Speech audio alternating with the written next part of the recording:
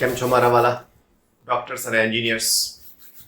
આજે તમને દિવ્યેશ સર તમારા કંઈક નવા સ્વરૂપમાં નવા વિડીયો લેક્ચરની સાથે દેખાઈ રહ્યા છે, રાઈટ?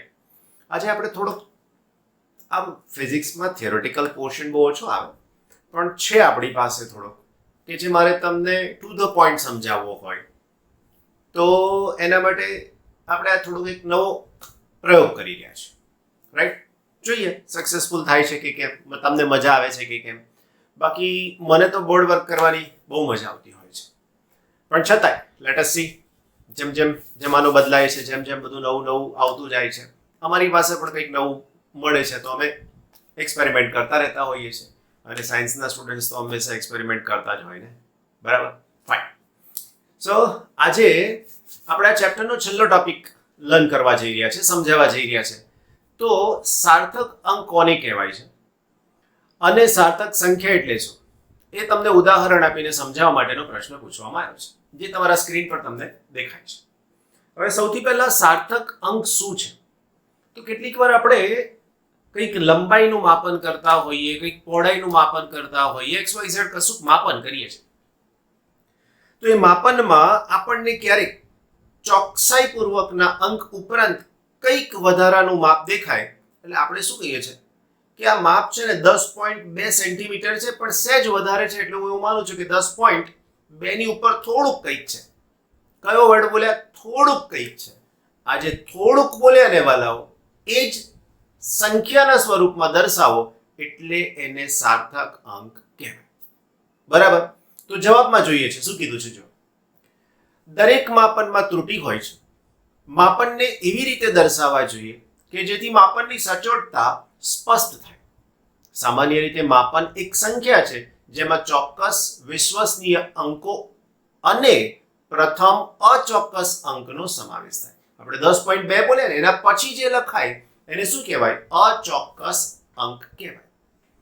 ભૌતિક રાશિનું માપન દર્શાવતી સંખ્યામાં ચોકસાઈપૂર્વકના અંકો ઉપરાંત પ્રથમ અચોક્કસ છતાં પણ અર્થપૂર્ણ એવો અંક સાથે લખાતી સંખ્યાને સાર્થક સંખ્યા અને એ અંકને સાર્થક અંક કહે છે.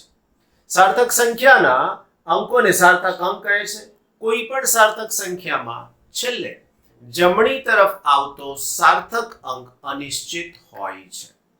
સાર્થક અંકોની ઉપયોગિતા એ છે કે તેના લીધે બિનજરૂરી મોટી ગણતરી કરવાની મહેનત ઓછી થઈ જાય છે. દાખલા તરીકે સાદા લોલકનો આવર્તકાળ 1.62 છે, જેમાં 1 અને 6 વિશ્વસનીય છે, ચોક્કસ છે, જ્યારે અંક 2 એ અચોક્કસ છે. બીજું, તમે ઘડિયાળ જે સમય માપો છો એમાં મિનિટમાં મપાય, કલાકમાં મપાય, સેકન્ડમાં મપાય, પણ જ્યારે તમે સરેરાશ લો ને તો તે વખતે સેકન્ડનો પણ 10મો ભાગ બતાવે, જે અચોક્કસ હોઈ શકે છે. તો આવું જ્યાં બતાવે ત્યાં સાર્થક સંખ્યાને આપણે ગણતરીમાં લેવી જોઈએ. ઓકે, આમ અવલોકનમાં 3 સાર્થક અંકો છે. એક પદાર્થની લંબાઈનું માપન 287.5 સેન્ટીમીટર છે, જેમાં 4 સાર્થક અંક છે, 2, 8, 7 અને 5, રાઈટ? એ અને 5મો અંક છે એ અચોક્કસ છે. ટોટલ અંક કેટલા થયા? 4. સાર્થક અંક કેટલા કહેવાશે આ સંખ્યામાં? 4, બરાબર છે. પણ 5 જે દર્શાવે છે કેવો છે? અચોક્કસ છે. માપનની ગણતરીના અંતે મળતા પરિણામથી અંકોથી, સાર્થક અંકથી વધુ અંક દર્શાવવા બિનજરૂરી અને ભ્રમિત છે, કારણ કે તેના લીધે માપનની સચોટતાનો ચોક્કસ ખ્યાલ આવતો નથી. હવે તમે લંબાઈ સ્કેલથી માપો અને મને એમ કહો કે સર આ તમારી જે પેન છે લખવાની, માર્કર પેન, એની લંબાઈ જે માપી છે 10.2, 4, 6, 1, 9 આટલી બધી છે. હવે સાચું હોય? શક્ય નથી. કેમ? તમે સ્કેલથી માપી છે તો સ્કેલથી વધારેમાં વધારે તમે મને 10.2 કહી શકો, 10.3 કહી શકો, 10.1 કહી શકો, પણ ક્યારે 10.2 પછી આગળ શું છે એ નથી કહી શકતા, રાઈટ? ઓકે, કોઈ માપનને જુદા જુદા એકમોમાં પરિવર્તિત કરવાથી સાર્થક અંક બદલાતા નથી. જેમ કે મારી પાસે 2.308 સેન્ટીમીટરમાં 4 સાર્થક અંક છે, 2, 3, 0 અને 8. હવે જુદા જુદા એકમના એની અંદર કન્વર્ટ કરીએ તો એને તમે લખી શકશો 0.023008 મીટર, 23.08 મિલીમીટર અથવા 23080 માઇક્રોમીટર. પણ બધાની અંદર સાર્થક અંક કેટલા રહેશે? તો કે બધાની અંદર જે સાર્થક અંક રહેશે મારા વાલાઓ એ માત્ર ને માત્ર જે પહેલી સંખ્યામાં હતા ને 4 એ જ રહેશે. આ દરેક માપનની સંખ્યામાં સાર્થક અંક 2, 3, 0 અને 8 એટલે કે સાર્થક અંક 4 જ છે. સાર્થક અંક નક્કી કરવા માટે દશાંશ ચિહ્ન કયા સ્થાને હોય તેનું મહત્વ નથી. બરાબર? આ સાદો ક્વેશ્ચન થયો. બીજું, આ જે પ્રશ્નો છે ને એ પ્રશ્નોના જવાબ લખીને મોઢે કરવા એના કરતા એને સમજવા બહુ ઇમ્પોર્ટન્ટ છે. એટલા માટે હું તમને આવી રીતે એને સમજાવી રહ્યો છું. રાઈટ? નેક્સ્ટ, બીજો ક્વેશ્ચન આપણી પાસે છે. આ જ પીડીએફ હું તમને મોકલાવાનો છું. તમને જે પીડીએફ મળે છે ને લેક્ચરની, એ આ જ છે. સાર્થક અંક નક્કી કરવાના નિયમો ઉદાહરણ સહિત આપો. હવે આ વસ્તુ જો તમે જાણી લીધી તો તમારું કામ કમ્પ્લીટ થઈ ગયું. સાર્થક અંક નક્કી કરવાના નિયમો. બધા જ શૂન્યેતર અંક સાર્થક અંક છે. શૂન્યેતર નો મતલબ શૂન્ય સિવાયના અંક. રાઈટ? પૂર્ણાંક સંખ્યા કે દશાંશ ચિહ્ન ગમે તે સ્થાને હોય તેવી સંખ્યામાં બધા જ શૂન્યેતર અંકો સાર્થક અંકો છે. બે શૂન્યેતર અંકની વચ્ચે આવતા બધા જ શૂન્યાંકો પણ સાર્થક અંક છે. ઉદાહરણ આપ્યું છે મારા વાલાઓ, જુઓ. 1200 ના 0007 સેન્ટીમીટર. એમાં 1, 2 પછીના 3 0 ને પછી 7 એટલે ટોટલ કેટલા સાર્થક અંક થયા મિત્રો? તો આની અંદર 6 સાર્થક અંક થયા કહેવાય. છે કે નહીં સિમ્પલ? તો પહેલો નિયમ, બધા જ શૂન્યેતર અંકો સાર્થક અંકો છે. બીજું, બે શૂન્યેતર અંકોની વચ્ચે આવતા શૂન્યાંકો પણ સાર્થક અંક છે. પછી છે પૂર્ણાંક સંખ્યામાં અંતિમ શૂન્યાંકો સાર્થક અંક નથી. હમણાં આગળ જ જોયું આપણે કે 123 મીટર, તો એની પાછળ લખ્યું છે 12300 સેન્ટીમીટર, 12300 મિલીમીટર. આ દરેકની અંદર 3 જ સાર્થક અંક છે. કયા કયા? 1, 2 અને 3. આમાં 0 સાર્થક અંક નથી. રાઈટ? એક કરતા નાની સંખ્યામાં દશાંશ ચિહ્નની જમણી તરફ પરંતુ પ્રથમ શૂન્યેતર અંકની ડાબી તરફના અંકો સાર્થક અંક નથી. એક્ઝેક્ટ એક્ઝામ્પલ જુઓ એટલે તમને સમજાય. દાખલા તરીકે 0 પોઈન્ટ. હવે આ પોઈન્ટ એટલે શું કહેવાય? તો કે દશાંશ ચિહ્ન. એની જમણી બાજુના એટલે 2 0 થયા. શૂન્યેતર અંક એટલે 2 થયો. 2 ની ડાબી બાજુના એટલે એના 2 0. તો એ 2 0 સાર્થક અંક કહેવાય નહીં. કરેક્ટ? તો અહીંયા સાર્થક અંક કેટલા છે? તો કે 2 પછી 3 પછી 0 અને 8 એમ કુલ કેટલા સાર્થક અંક થયા? 4. રાઈટ? દશાંશ ચિહ્નવાળી સંખ્યામાં અંતિમ શૂન્યેતર અંક પછીના બધા જ શૂન્યાંકો સાર્થક અંકો છે. દાખલા તરીકે 3500 સેન્ટીમીટરમાં 3, 5 અને 2 0 એમ કુલ 4 સાર્થક અંક ગણાય.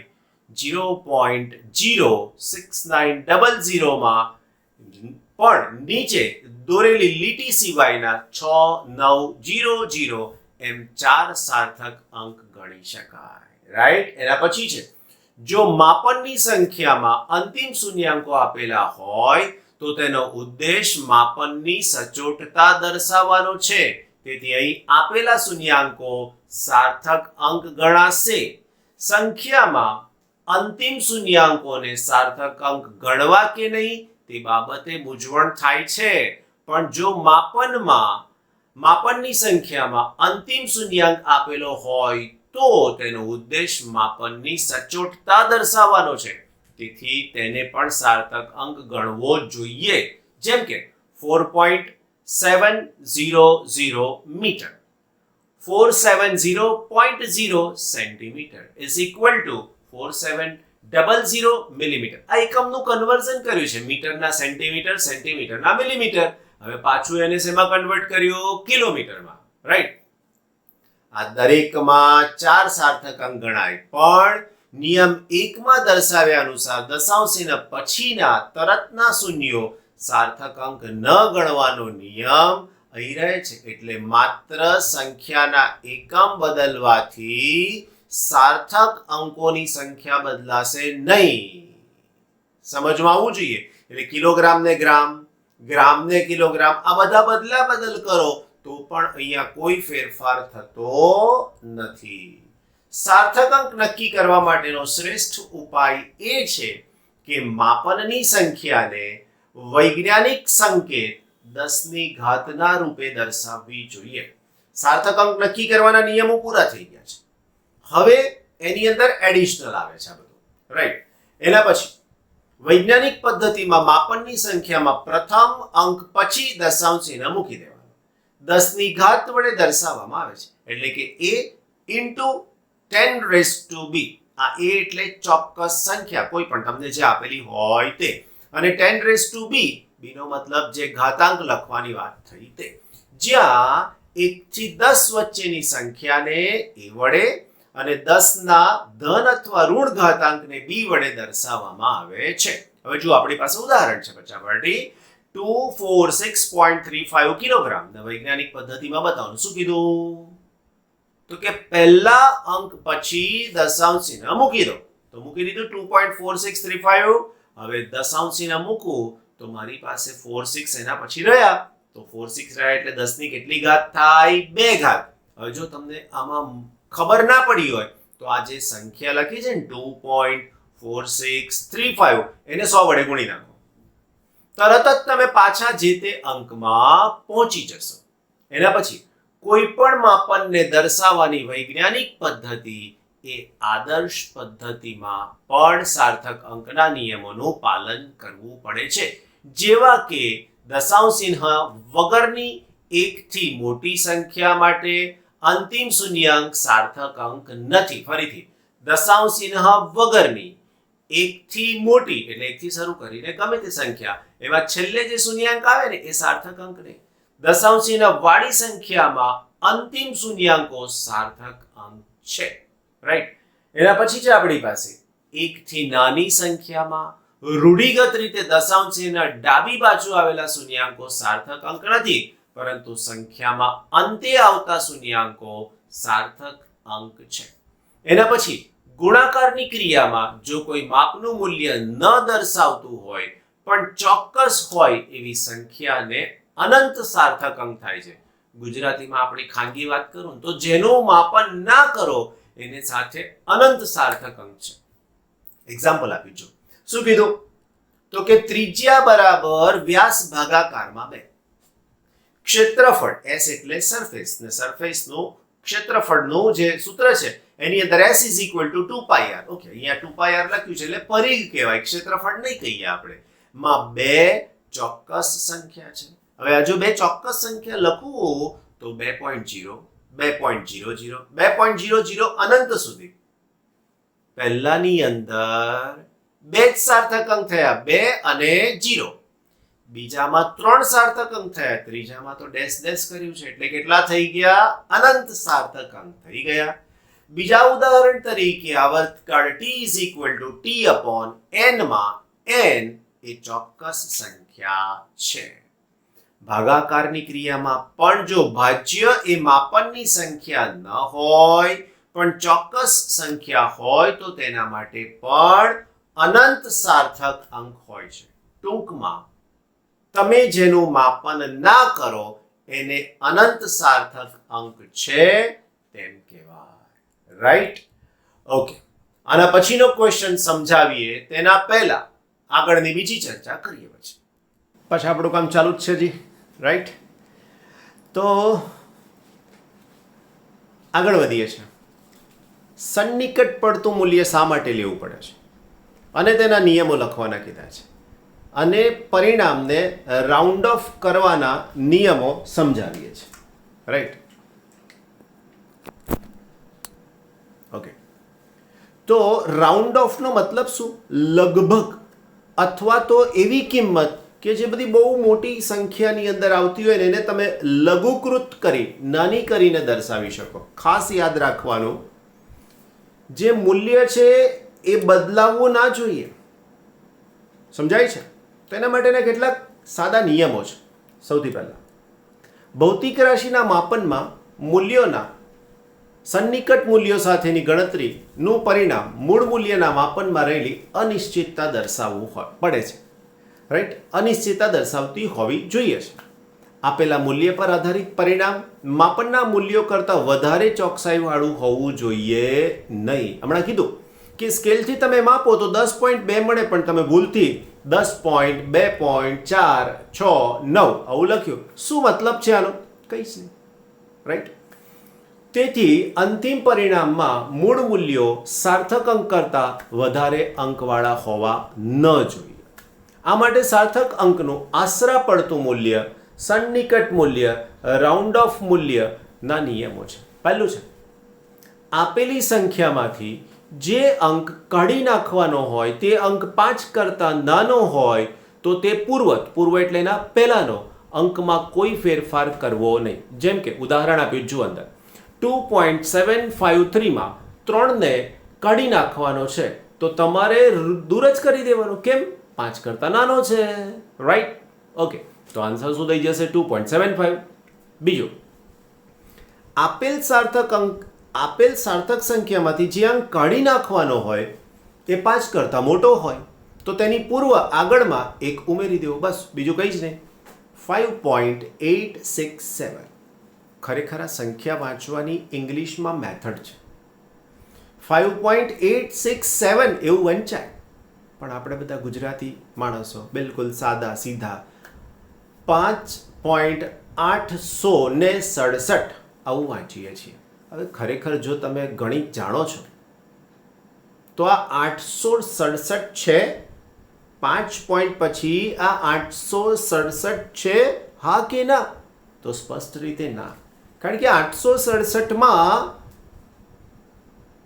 સમજાય છે ને, આ તો દશાંશીને પછી છે, એટલે મારાથી ક્યારેય 867 ના વંચાય.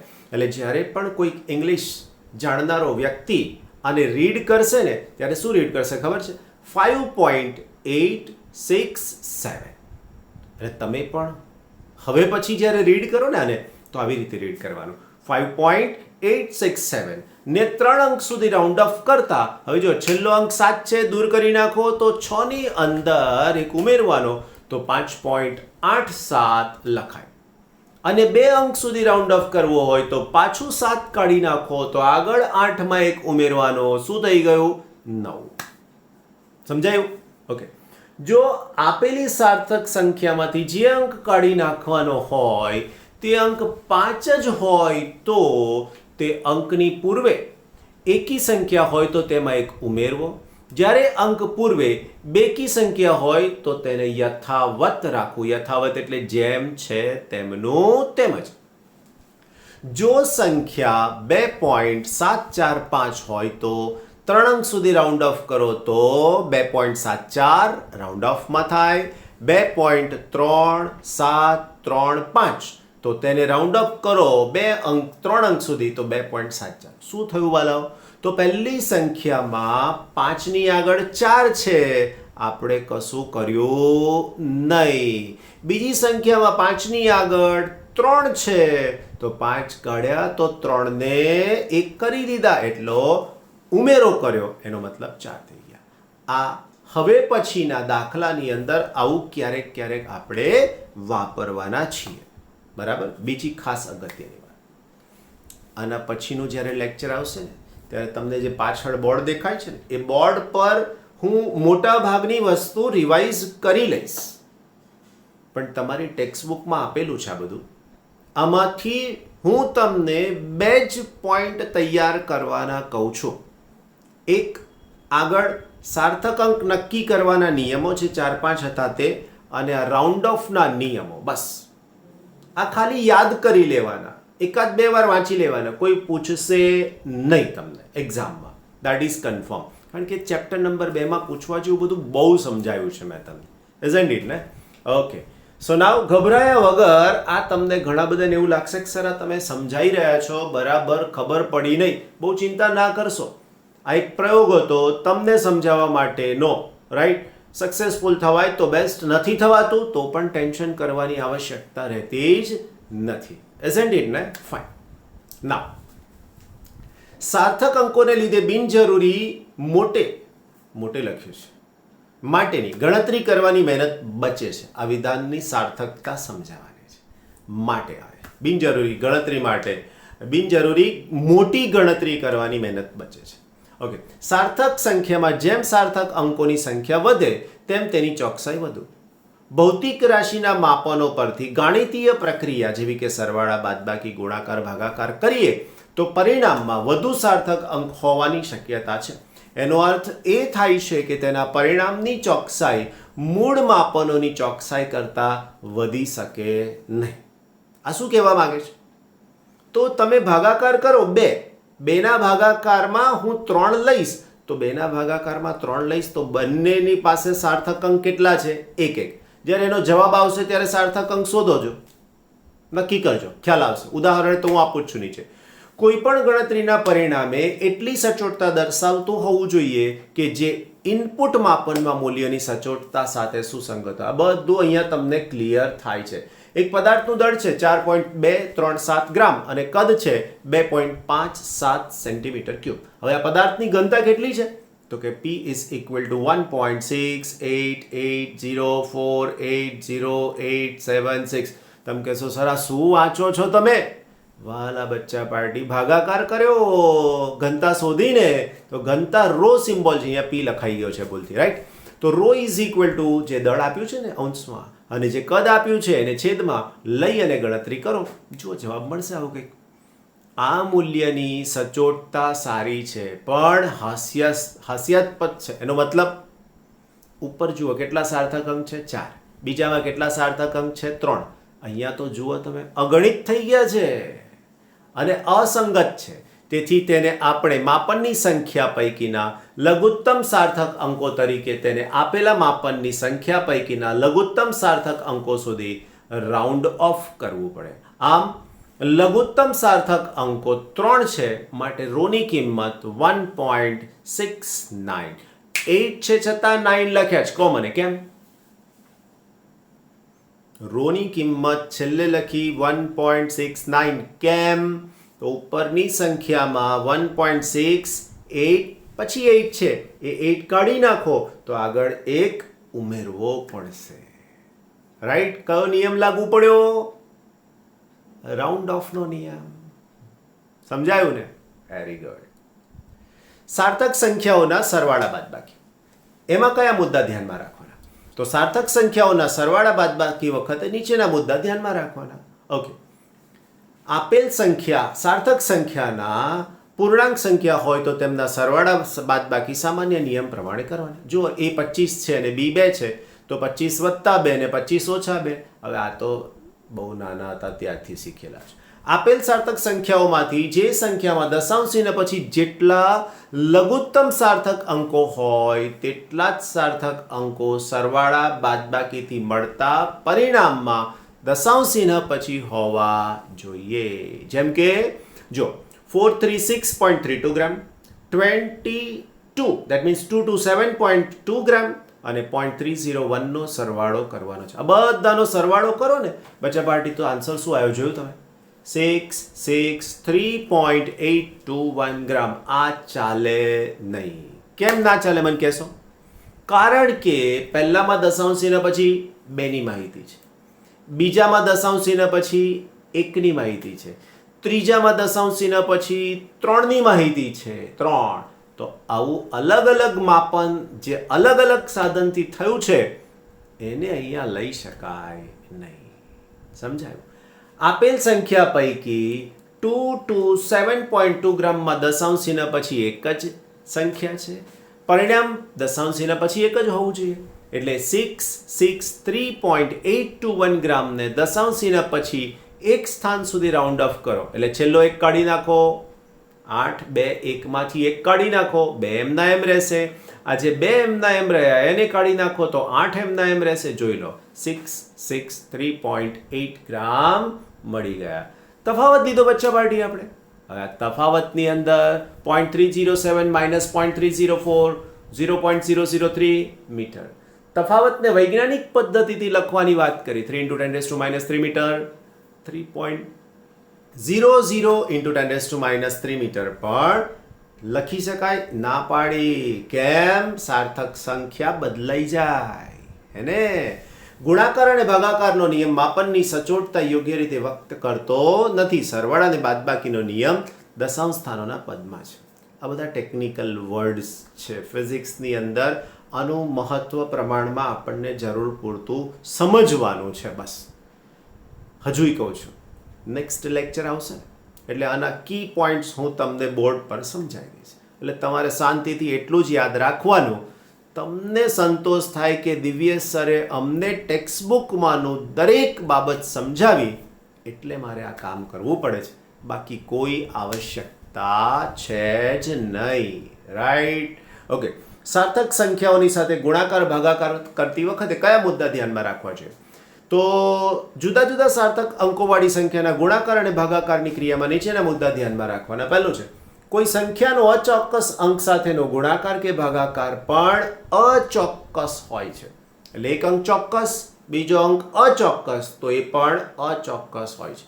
તેથી તેના પરિણામમાં ફક્ત એક જ અચોક્કસ અંક હોવો જોઈએ. સાર્થક સંખ્યાના ગુણાકાર કે ભાગાકાર મળતા પરિણામમાં એટલા જ સાર્થક અંક રાખવા જોઈએ જેટલા મૂળ સંખ્યાઓ પૈકી જે સંખ્યામાં લઘુત્તમ હોય. આગળ જોયું ને, એકમાં એક હતો, એકમાં 2 અને એકમાં 3, એટલા માટે. ઓકે. કોઈ તકતીની પહોળાઈ આપી છે 1.567 સેન્ટીમીટર, લંબાઈ આપી છે 10.4 સેન્ટીમીટર, તકતીનું ક્ષેત્રફળ શોધ્યું, જોઈ લો 16.296 હવે આટલું બધું ના ચાલે તો શું કરવું જોઈએ? તો કે આના માટે આપેલ સંખ્યાઓ પૈકી લઘુત્તમ સાર્થક અંક ધરાવતી સંખ્યા 10.4 માં 3 સાર્થક અંકો છે. પરિણામને 3 જ સાર્થક અંક સુધી રાઉન્ડ ઓફ કરવું જોઈશે. દરેક પદાર્થનું દળ 8.254 ગ્રામ અને 2.68 સેન્ટીમીટર ક્યુબ છે. એક પદાર્થનું દળ છે. આ પદાર્થની ઘનતા દળના છેદમાં કદ. જુઓ, પાછી મોટી સંખ્યા મળી ગઈ. રાઈટ? હવે તમને આ સંખ્યા મોટી મળી. પહેલી સંખ્યામાં 4 સાર્થક અંક છે, બીજી સંખ્યામાં 3 સાર્થક અંક છે, તો જવાબમાં કેટલા હોવા જોઈએ બચ્ચા પાર્ટી? બોલો બોલો. જવાબમાં 3 જ હોવા જોઈએ. તો જવાબમાં 3 લાવવા માટે 3.07. રાઈટ? આપેલ સંખ્યા પૈકી 2.68 માં 3 સાર્થક અંક છે જે લઘુત્તમ છે, તેથી પરિણામમાં પણ 3 જ સાર્થક અંક હોવા જોઈએ, જેથી પદાર્થની ઘનતા 3.08 મળી શકશે. જે સાર્થક સંખ્યાઓને ગુણવાની કે ભાગવાની હોય અને તેમાંની એક સંખ્યા માપન દર્શાવતી ન હોય, એટલે કે ચોક્કસ સંખ્યા હોય, એટલે કે પૂર્ણાંક અથવા અપૂર્ણાંક પણ ચોક્કસ હોય, તો તેના સાર્થક અંક અનંત છે. આવી સંખ્યાના સાર્થક અંકો ધ્યાનમાં લેવા નહીં, પણ બીજી સાર્થક અંકોના પરિણામને દર્શાવવાના. આગળ એક એક્ઝામ્પલ આપ્યું હતું, વર્તુળના પરિઘવાળું 2πr. એમાં 2 નું માપન આપણે ના કર્યું, એટલે 2 ને કેટલા સાર્થક અંક થયા? અનંત. ત્રિજ્યા બરાબર વ્યાસના છેદમાં 2, તો એને કેટલા સાર્થક અંક થઈ ગયા? તો એને પણ અનંત 2 ને. રાઈટ? કોઈ સૂત્રમાં પાઈ, એપ્સાઇલોન 0, શું વાંચીશું? એપ્સાઇલોન 0, મ્યુ 0, ઈટા વગેરે આવતા હોય તો તેમનું મૂલ્ય આપેલ સાર્થક અંક કરતા એક અંક વધુ રાખવો જોઈએ. છેલ્લા પરિણામને આપેલ સાર્થક અંક સુધી રાઉન્ડ ઓફ કરવા જોઈએ. ધારો કે પાઈનું મૂલ્ય 3.141592 છે. આપેલ ભૌતિક રાશિના માપનમાં સાર્થક અંકો મર્યાદિત હોય છે, તેથી જરૂરિયાત પ્રમાણે પાઈનું મૂલ્ય 3.14, 3.142, 3.1416 લઈને ગુણાકાર ભાગાકાર કરવામાં આવે છે. જેવી જેવી ચોકસાઈ આપણે ગણતરીમાં સચોટતાની વાત કરવાની છે તે. નાવ છેલ્લી 2-3 વાતો છે આની અંદર, બહુ વધારે છે નહીં. હા, આપેલ રાશિની ગાણિતિક ગણતરીમાં અનિશ્ચિતતા ત્રુટિ નક્કી કરવા માટેના ઉદાહરણ સમજાવવાના છે. બધું ઠીક છે, સમજાય બરાબર. એક પાતળી લંબચોરસ તકતીની લંબાઈ 16.2, પહોળાઈ 10.1 સેન્ટીમીટર છે. રાઈટ? મીટર પટ્ટીનું લઘુત્તમ માપ 0.1 સેન્ટીમીટર છે, તેથી માપનમાં નિરપેક્ષ ત્રુટિ પણ 0.1 થાય. આ પોઈન્ટ અગત્યનો આવ્યો. તમને જે સાધનથી માપન કરવાનું કીધું છે એની મદદથી માપી શકાતું લઘુત્તમ માપ એ એની નિરપેક્ષ ત્રુટિ થાય. વાક્ય બરાબર નોંધી લો. મીટર પટ્ટીનું લઘુત્તમ માપ 0.1 છે, તો એમાં નિરપેક્ષ ત્રુટિ પણ 0.1 હોય. કેમ? તેમાં ભૂલ એટલી જ હોય, વધારે હોય જ નહીં. એટલા માટે લંબાઈ અને પહોળાઈને એની સાથે લખ્યા જો. લંબાઈ L 16.2 plus or minus 0.1 centimetre, પહોળાઈ બી 10.1 પ્લસ ઓર માઇનસ 0.1 સેન્ટીમીટર. માટે પ્રતિશત ત્રુટિ સહિતની લંબાઈ કેટલી થઈ જાય? તો કે 1.16.2 પ્લસ ઓર માઇનસ 0.6. તરત પ્રશ્ન થાય 0.6 ક્યાંથી આયા? સમજાવું છું, આગળ નીચે લખ્યું જો. પહેલા પહોળાઈ જોઈ લઈએ. 10.1 સેન્ટીમીટર પ્લસ ઓર માઇનસ 1%. નીચે સૂત્ર લખ્યું જો. પ્રતિશત ત્રુટિ બરાબર ડેલ્ટા એલ ના છેદમાં એલ, અને પહોળાઈ માટે ડેલ્ટા બી ના છેદમાંથી. ઝડપથી ડેલ્ટા એલ નું મૂલ્ય કહો મને ફટાફટ. 0.1 છે, એના છેદમાં ડેલ્ટા એલ કેટલા છે? 16.2. 0.1 ડિવાઇડેડ બાય 16.2 ગુણાકારમાં 100. ફટાક દઈને આન્સર મળી ગયો 0.6%. કેલ્ક્યુલેટર છે ને, કરી નાખો, થઈ જશે.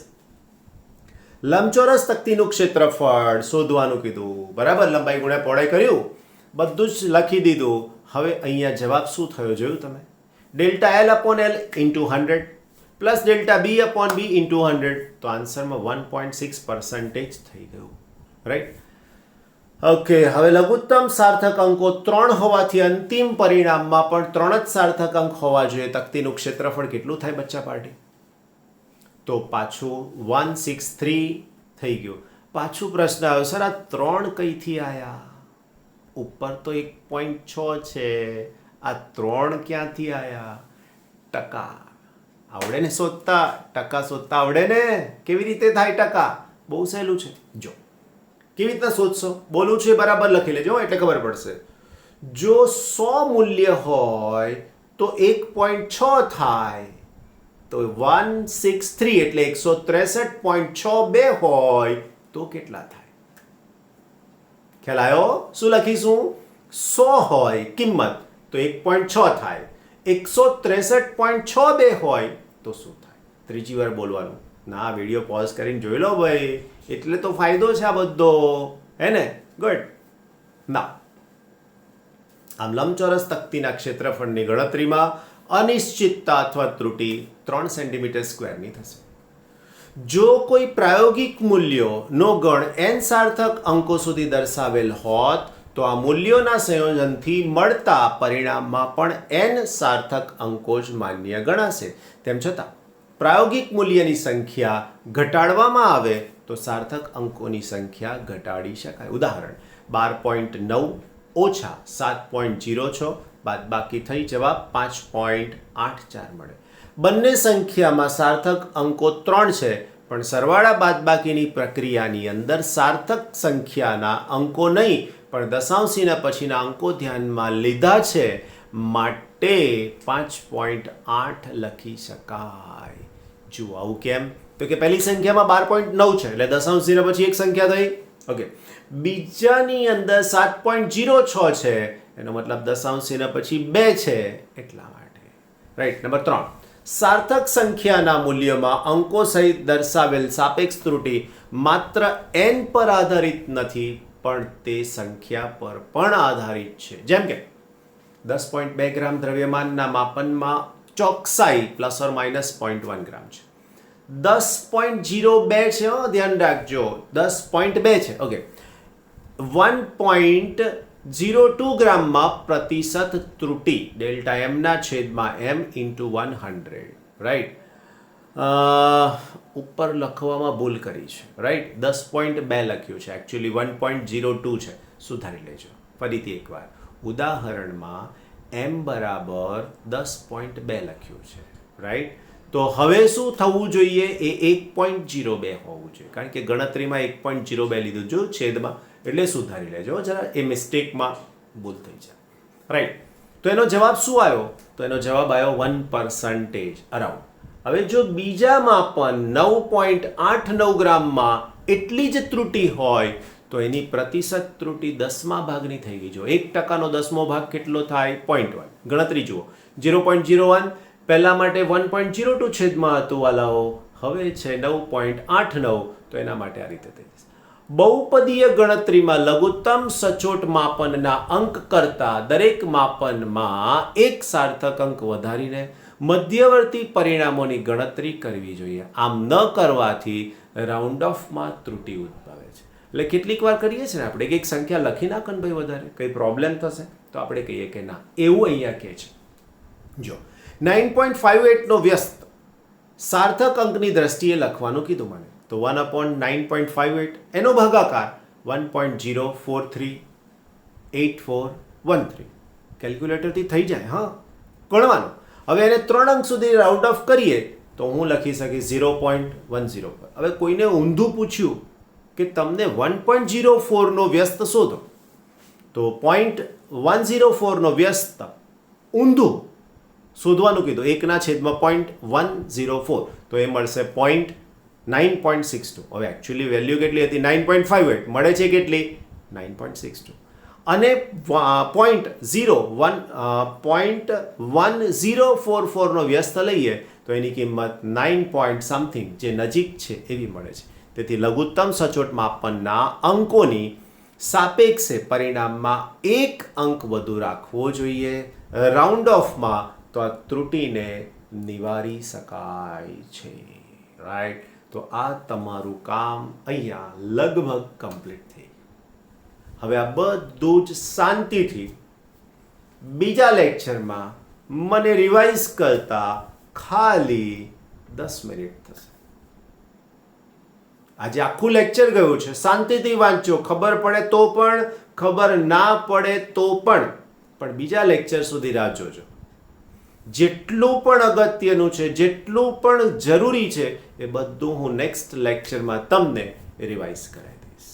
બીજી વાત, હોમવર્કમાં શું લખવાનું, આમાંથી કેટલા પ્રશ્નો લખવાના, તો પહેલું તમારે લખવાનું રાઉન્ડ ઓફના નિયમો અને એના પહેલા સાર્થક અંક નક્કી કરવાના નિયમો. બસ આ 2 જ પ્રશ્નો આપણા માટે હાલમાં અગત્યના થયા. હવે કયા 2 પ્રશ્નો થયા તો એ જોઈ લો, હું તમને બતાવી દઉં. રાઈટ? હોમવર્કની વાત આવશે. રાઈટ?